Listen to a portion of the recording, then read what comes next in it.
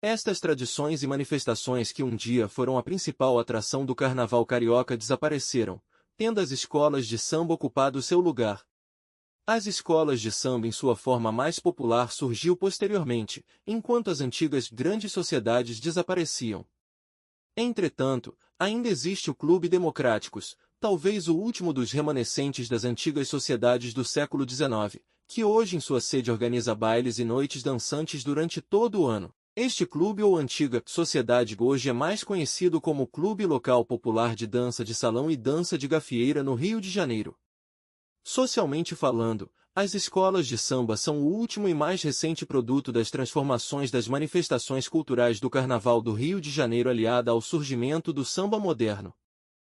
A base de surgimento das escolas de samba na fundação da Deixa Falar no ano de 1928 foi fundada por sambistas do Estácio, entre eles Ismael Silva, que queriam criar um bloco de carnaval diferente, que dançasse e evoluísse ao som de samba, diferentemente dos ranchos que dançavam e evoluíam ao som das marchas rancho usando também instrumentos de sopro e um ritmo mais pausado e diferente.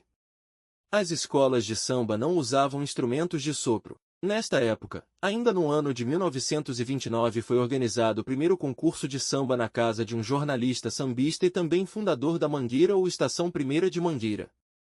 Em 1932 o jornalista Mário Filho, proprietário de um jornal chamado Mundo Esportivo organizou e patrocinou o primeiro desfile de escolas de samba na Praça 11. E viram nesta empreitada uma forma de promover também o jornal, que havia sido inaugurado no ano anterior. Para quem não sabe, o nome oficial do estádio do Maracanã é Estádio Mário Filho em homenagem a este jornalista que faleceu pouco antes de sua inauguração.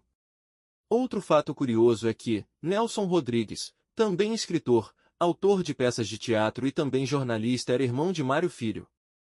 Neste primeiro concurso, 19 escolas competiram entre si.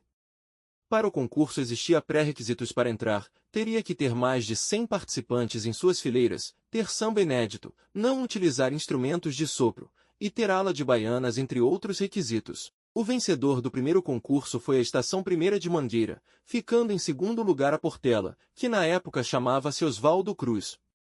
O concurso foi um sucesso e foi também oficializado, continuando a ser realizado na Praça 11 até o ano de 1941. Os desfiles de outras décadas permitiu a manifestação cultural, tipicamente brasileira, essencialmente carioca, sendo exportada para quase todas as cidades do Brasil, que passaram a criar os seus eventos carnavalescos baseado na cultura local de cada estado. Os pesquisadores de escolas de samba perceberam que o carnaval não termina, ele acontece o ano inteiro, e o motivo desse interesse nos desfiles das escolas de samba se deu pela grande aceitação do povo, e pelo evento grandioso, gerando também receita não só para o estado do Rio, como para essas comunidades que promoviam o carnaval carioca. Os enredos apresentados passaram a ser ampliados e ganharam espaços consideráveis na imprensa. Em alguns casos, as histórias eram cantadas sobretudo para retratar personagens negros que a história brasileira pouco reverenciavam, tornando assim possível revelar para o grande público os exemplos de resistência, ousadia e criatividade. No ambiente do carnaval carioca, se buscava representar na avenida os símbolos da cultura negra brasileira, a fim de exaltar os seus heróis e personagens. Em 1959, o Salgueiro inovou ao contratar o casal de artistas plásticos Dirceu e Marie-Louise Neri para organizar seu desfile. Com fantasias e alegorias mais bem acabadas, a escola foi aplaudida pelo público, mas ficou com o vice-campeonato. No ano seguinte, persistiu na inovação ao dar espaço para que Fernando Pamplona iniciasse uma revolução estética e temática nos desfiles. O professor da Escola Nacional de Belas Artes começou a transformá-los no espetáculo luxuoso que são atualmente, ao mesmo tempo, aproximou-os mais do povo ao criar enredos sobre elementos da cultura afro-brasileira, rompendo com temas que apenas celebravam figuras da história oficial. Com essas mudanças, ao longo da década de 1960, foliões da classe média começaram a desfilar pelas agremiações. Em 1961, pela primeira vez foram vendidos ingressos para os espectadores, que assistiam às escolas em arquibancadas desmontáveis. Seguiram também anos de desfiles na Avenida Presidente Antônio Carlos, depois a própria Presidente Vargas, entre o Mangue e a Praça 11, e, por fim, a Marquês de Sapucaí, que após 6 anos como passarela oficial, viu ser erguido em seu chão o Sambódromo, em 1984.